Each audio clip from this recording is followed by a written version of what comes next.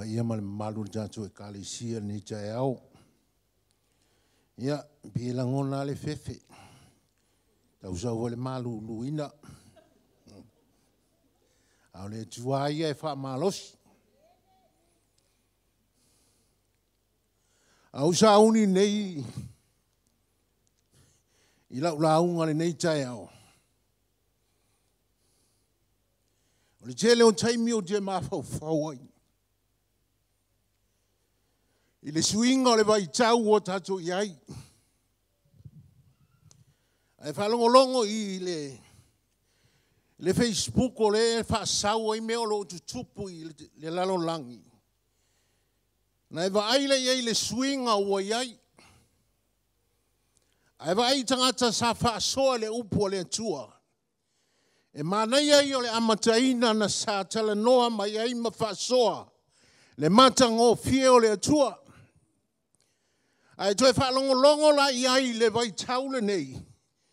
Wa te le suinga. Wa le whaasoa i se le lei. A wa whaasoa i whaafita uli. Wa tau i lunga o le Facebook. Wa whai mai le si o ia e malamalama. Mai le si o ia e sao. Wa le se file mo. O taimi uma o te whaalongolongo iai. Wa oa ini mea wa le tala fia ngai o na o mai lunga o le Facebook. A le whaalongolongo Samoa. Whaalongolongo le lalo langi i antoa.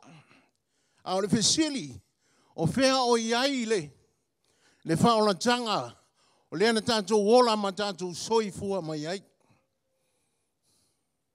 Wa tau i e kalesia. Po ai e sao. E tasi a le upo e sao ai Yesu. Le tātou te au auna i ai. O ia o le ami o tonu, o ia o le whasino manga. Tātou te tau la i ai le tātou savalinga. O le wheau o te fia tau talang, ni ai le nei tai au. E wha solo pēr fuanga le apostolo wa umana whaatatia. Mātou te whaasoa tua i asosata i tasi. Pei o le asosa i tua atu sa whaasoa maritina o i a tonga i le salamo. E te tau ona tātou salamo wha maoni. Le asosa sa te anei na whaasoa mai ei e pasta tuto tasi. Le wha mangalo. A le sale nei, ia wha malolo ina lo o langa wha le anganga, antoa malo tino. O le aunga lea o le savalinga, wa le wha malolonga o le anganga, o le mea lea whi tauai, ma le tala noa mai o le antua i ante oe, antoa mao. Ai te tau ona tā pena ina, o le fisili, whaafea na tā pena. Ia nei a oe lau tali. O le mana onga lea wa iai so si tangata. Wa mawhatia wha le anganga, wa mawhatia le tino. A wa su e se vai fofo. Ta whaisau tala i le. I se tama. Wa le aiso na wha moe moe. Wa na nofo le whale ma mata i le TV. O le nei ta maa ua e i tangata ua tausia i lona la poa o le mawhai o na whaingaluenga. Ua mawhatia lona nganga ua le eise sia fia i a te ia o lona ainga. A toa malona toa lua malana whanau. A mata le ta male nei ua umana tau sami le tasi aso. A o saul wha malolonga le whai evangelia i lunga le TV. Sa tau lai lana wa ai. Pe maua i se mea le lei mo ia. Ina o vai atu li ta maua tumutumu. Le telo tangata le taimi o uma le launga. A wa whai le wha malolonga. Pe o wha malolonga le tau te wa ai atu i ai. Wa vaile te māloa wa tele tangata wa wha maloloina. Sa yeilo na manatu la ualu e wha maloloa o wa ufia pae. Sa vili le sa umole sa uninga e te wha sala lau mai. E nofuanga e whai ai wha malolonga. Wha longo atu li tamaa e le mamao ma le mea o lo nofo ai. Sa vili li tamaa ilona a inga mana o mia se ve sosoani e ave ia i le wha malolonga. Mana ia lona manatu, mana ia lona langona a le wha lave e le i tā pena ina. Wa beha le tamaa loa ia i o le wha malolonga na li tua e anta e le oso e le ai. E ai mea tau na tā pena ina. Sa o le aso sa whai le sauninga sa o mai ia le a ingo le tamale nei. Ma ave le tamale i le mea o lo whai e le sauninga. Na wauma le launga ua wha ngā solo le wha malolonga. Mai atu le tamaa. Oka se tumu to titi uma i luma tangata. Ai sa nofo le nofoa pito i luma. E whantani tali se i maui atu le tumu o na tula i lea. Ina toe to alua tangata o lo to toe. Ai tu lo le tamalole i lua. Sa tula i wa uma le tangata o le so o ma le tamaloa. E whaliu mai le whai evangelia le a te talo di tamaloa. O la emo i ini di tamaloa ma te talo. Le tua. Wha malolo ta fia pae. Ta fia pae. Ai musu atu le whai evangelia le tamale. Tama le alo mana onga. Na e sauai. Sa pupula ma whai mai. La usunga le whai evangelia. Ta fia malolo. Ta fia pae. Wa whaina lo uolanga. Lo uanganga. Ona li tūlanga o e lau tino. Ta wha mai le whai evangelia. Wha tua i le tua. E le o ia o se wha malolonga. O le wha malolonga o lo i le tua. Sa te talo le maloa ia le whai evangelia. A mo i ini le maloa ma sisi i ona lima. E umi le taimi o te talo le maloa whai evangelia. A le mea le maloa le whai. E sisi i ona lima. Tu i fo ilona manawa. Po ua maui atu le lapoa. Ua whaantolu na whaila na mea. E le aise swing. Na whalongoina le tamalea. Ua motu le talo le whai evangelia. Alo tūpea ma te talo. Ina wapai mai le whai evangelia ilo na tau au. Ma musu mai ai. Tama, whai mai le anganga pa ia. E leo sana mea le hei whai. Ai sauna alu.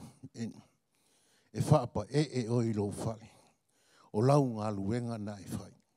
E leo sa ngā luenga o le whaapa e ino oe. E mana ia le tala. A o lona winga. Ia e iloa. O le wha malo longa. E le tape na iluma nei. O le wha malo longa le atua. E te tapena ilo a inga. Tapena i lea. Tapena i le te talo. Ma le tali tonu. Ma le wha tua i le atua. Ai tapena ilo a inga. Ai sau. E te sau. E wha malo lo e le atua. E mawhaina wha malolo e le atua i lo a inga. Po whea le me wha malolo i o le atua po whapo. Lalo le la au po whea. A mana o le atua e wha malolo e wha malolo. I lo tali tonu. Ma lo wha tanga ina o oe. Ea. Wha tanga oe. E tausi. Lana. polo kalami wa umane tu ina mai e te tauona e te hapena ina. O se fe au lea mo i tātou, i le nei tai au, wa tu ina mai o te whaasoa atu ai le tātou a inga le nei. Ia ola malolo ina o tātou tino. O le tusi le a maua ai se wha malosi, le a maua le tusi e Ioane masani ona, wa masani i tātou le mau, masani i tātou o taulo toina, Ioane tolu fai upo sifuru ma le ono. Su e tātou tusi le Ioane tolu fai upo sifuru ma le ono.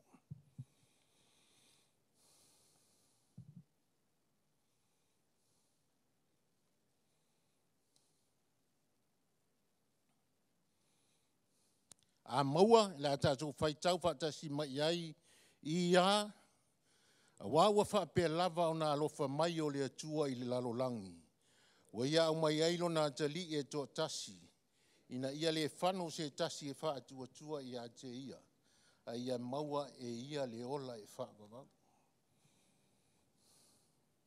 A wāua whape lava o nā alofa mai o le atua i le lalolangi. Wa au mai e lona tali e to tasi. Ina ia le whano se tasi e whaatua i a te ia. A ia maua e ia le ola e whaamamau.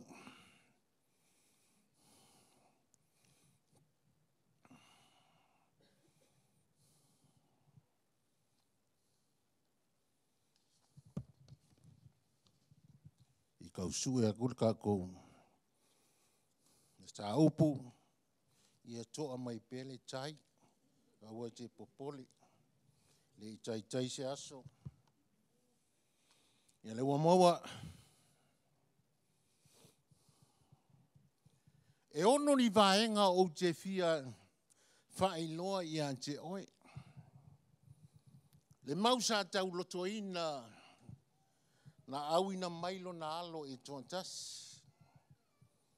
O lea tua lea. O le mea mua o te fia tala noa i ai. Vaenga mua e whaapelo na whaitawina.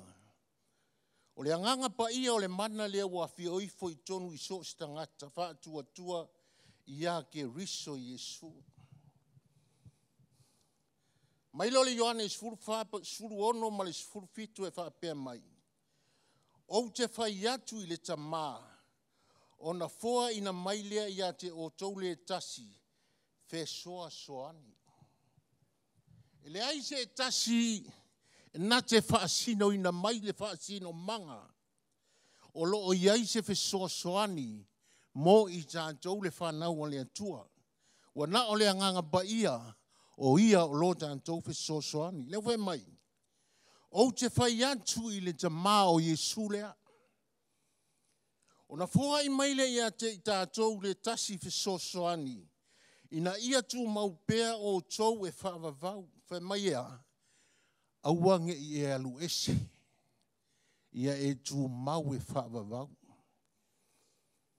E le ngata le tausanga a sau. E le ngata le tue lima tausanga e whaavavau. Se ilonga e wala au mai le tua i ante i tātou o na ngata leo le wala au le tua i ante i tātou. O ia o le anganga e whaamaoni. E whaamaoni le anganga o le tua. Nā te au mai ale sosoani.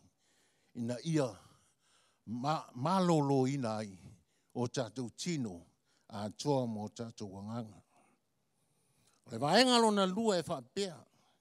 E whasosoani le anganga pa ia i ate i tātou.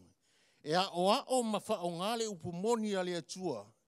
I o tātou o langa. E whasosoani le upumoni i o tātou o langa. Te iloa, e le mawhai o na tātou alo ese. E whaamaoni le atua. E a o ma whaonga i tātou le upumoni a le atua. E whesoasoani le anganga pa ia, i o tātou o langa. Whai mai a wina mai e le ta mai lona ingoa, O ia lava na te aoa o ia te o tou I mea uma lava. E manatu mai foi o ia te o tou. I mea uma o whai atu ai ia te on tou. E sere whai ngō fie. Awani I tātou alopu e mai sisi mea. Le wha msino manga le atua ia te I tātou. O le wha sino manga tala noa I le atua I lona nganga pa ia. O ia o lona wha, o lo tātou wha sino manga. Le vaenga lona tolu e wha pea. E whausia le nganga pa ia tātou wa mio. E ala I pua pua ngā. E wa ai ngā luenga le nganga pa ia. E loe nganga pa ia tātou te whea ngai ma pua pua ngā o le olanga. Ka mai e whausia le nganga pa ia tātou wa mio. E ala I pua pua ngā. E ao ina I tātou e le nganga pa ia. Ia tātou whea ngai ma pua pua ngā. E lea o ina I tātou.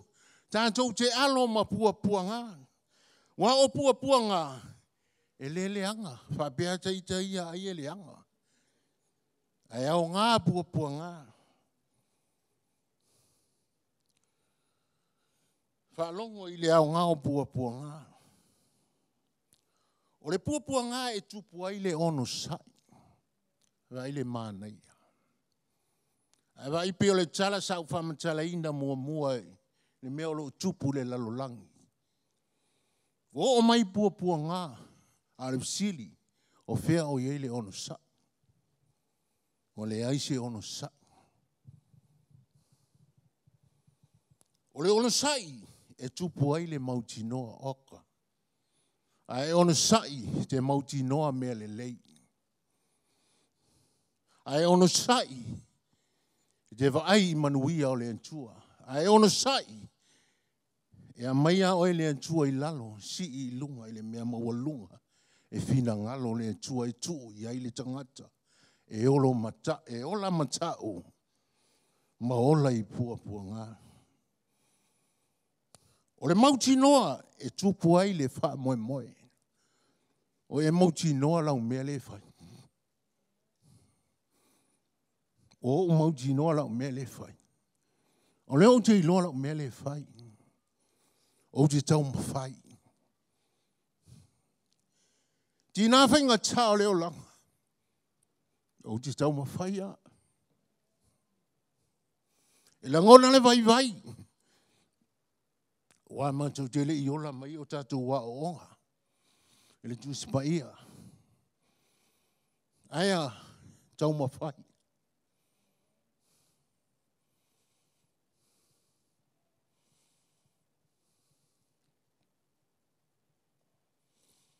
O le wha moe moe.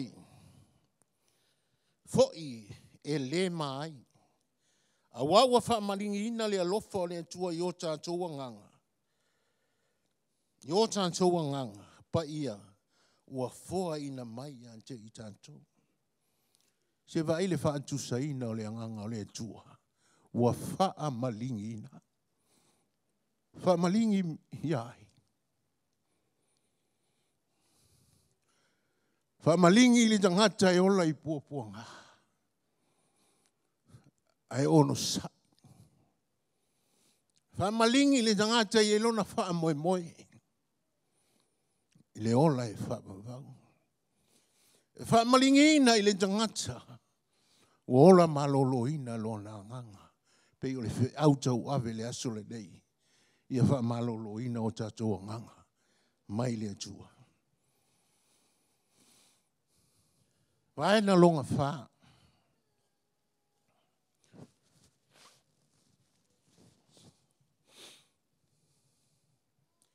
E wha malo sia I tātou e nganga pa ia. Ina ia mawhai o na tātou wā mio. E pei o Iesu. Oka o kai. E se le mana ia e savali atu e pei o Iesu. O le tele hoi o tangata. A sui lo mo langa. E whai oe. Whai a Iesu la le ngosau.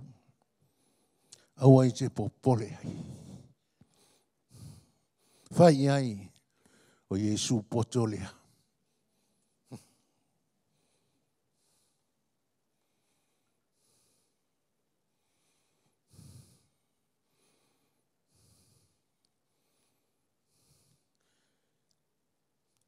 whaamalosia I tātou. Le anganga pa ia tātou pei o Iesu. E mana o mia lai le atua. Le tātou pei o ia a e fua. E le mana, e le fia le atua lo fa mai o le atua e le fua mai ni fua le lei. Le fa mai I. A fai e pei o Iesu. Ia e fua fa le anganga. O le ale fua fa le anganga. Ia fua mai ante oe le oli oli. Ia fua mai ante oe le Viliamu. Fua mai ante oe le onosai, whainga tau le olanga. Fua mai a oe le anga le lei. Ie anga le lei se tasi uso, o lo mana o mia le fisoso an.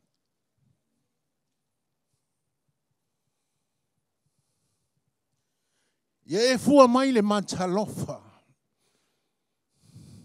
Ie wa ai mai tangata I o mata, e ata. E ole wa ai maia, tangata I o tātou mata, e le mata wha Iesu.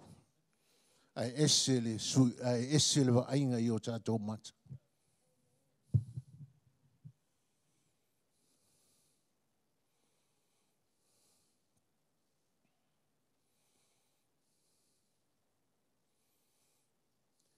Ia e a mio pulea.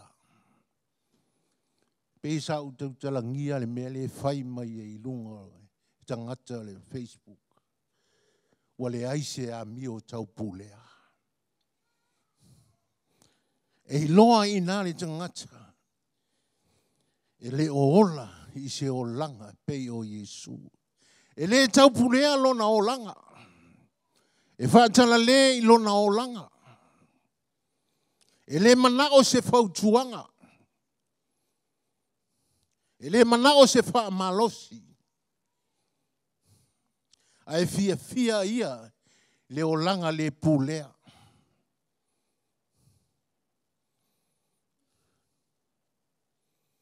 O fua ia e mana o le atua tātou te fua ina mai. Whai mai le whasiwhai upu muli lea. E le whaatu la whono ina mea whapena. E le aise tu la whono I fua wha le anganga. O lo mana o le atua tātou te fua ina mai.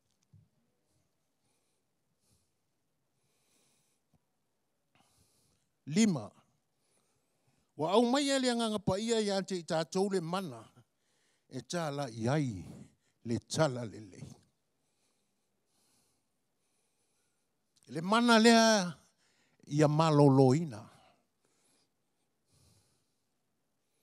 E te alua I tala I le tala le lei. I le lalolangi. Na fio Iesu le langi e tu ina mai. Ia te I tātou. Ia tātou o e whainu uma masoo. Wa papatiso atu li swafo le tamaa. Le alo ma le anganga pa ia.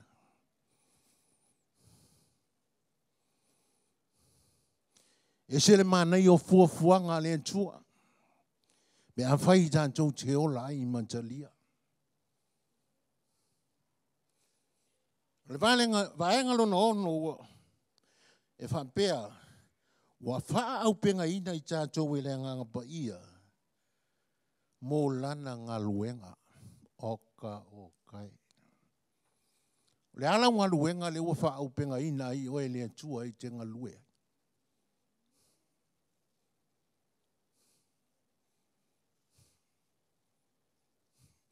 Samalini olo I mata.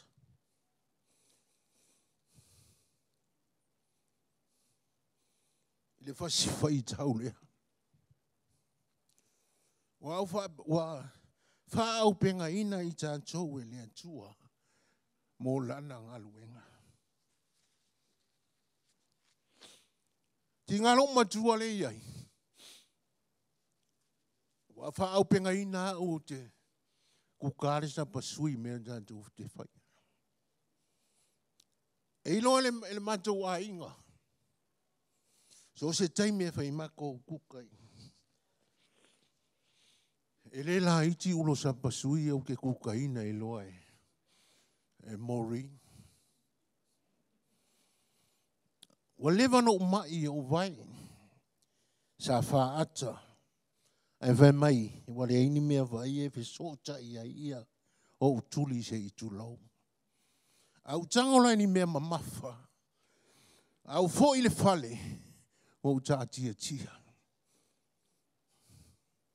Ti ngā lau loa le ti ngā.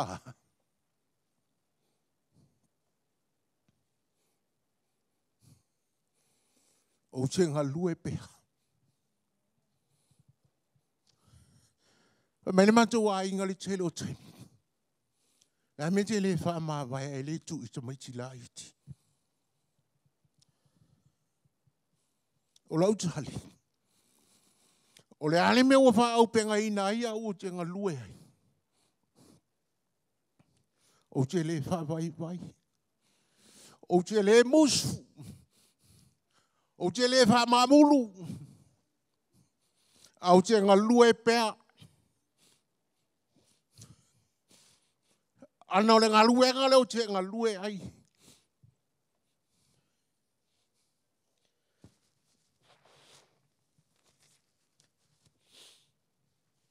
E lo stato ngā lue ngā.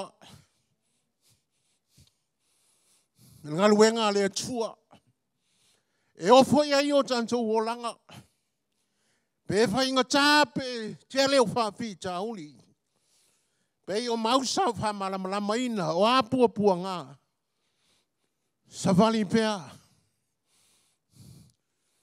Tau pea. Mea lea po solo paulo. Wa wha ai ui ula na ngā lue ngā whai. Sa o tau le lei. Mai la po solo sa fia ngai ma pua ngā. Ai sa o taua le lei. Te le i taua ni taua le anga mani mea le anga. Sa o taua mea le lei.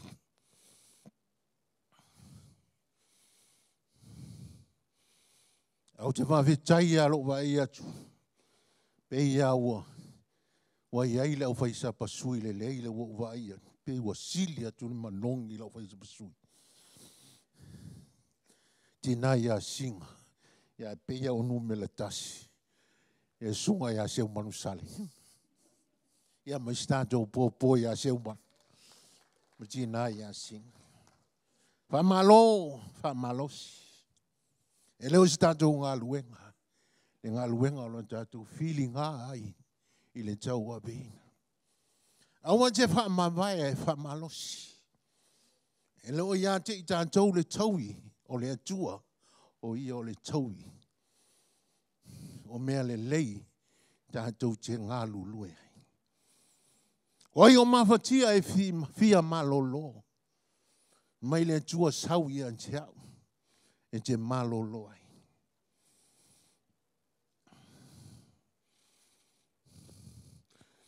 I le tala le whawhine o se fulu ma le luan tau sanga o maua i le mai o le punga le toto. Wa mai lana tala wa uma na tupe usa ili fo wa le aiso na fa moe moe. Na e ilona langona i ona tiute tau abe. Te ilona le tinale sa ta pena ilona fale lona fa moe moe. Te ilona tangi le atua. O le whai au tiute fale tina.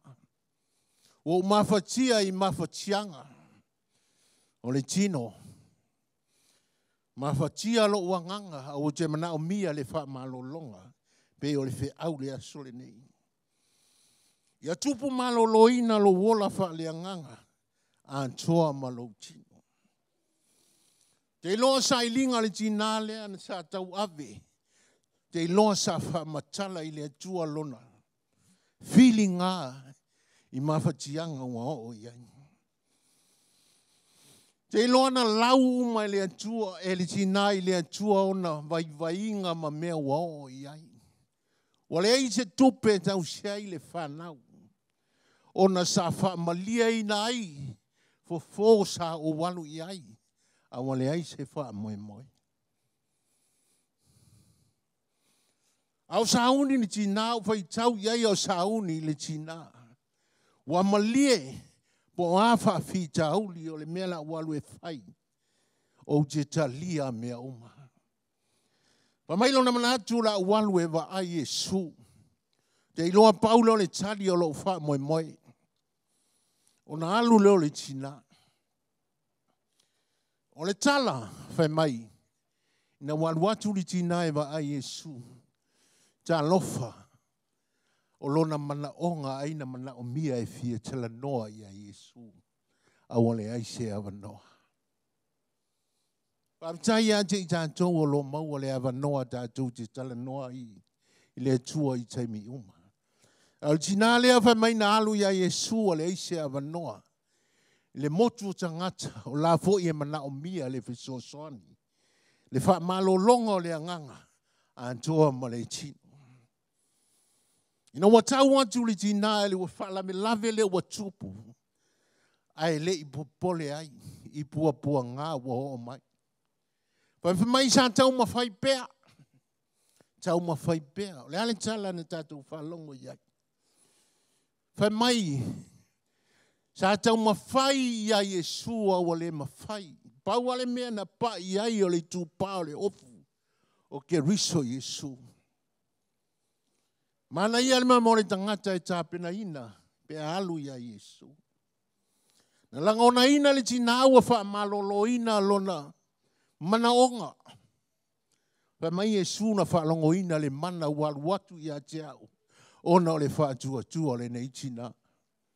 Tātou a inga lotu le nei yaso. O le wha tua le nao lo mana o mia e le tua. Waptai o lo tātou maua i tala noa pēa. Le pō ma le ao ma le pō. O lo maua le ava noa tātou te tala noa ai. Tala noa i mawhatiang o le o langa. O le tua o ia e tali ma wha malie o tātou mana o. E le pese masani o te loa. Masani e sunga ia ki ava mole mole.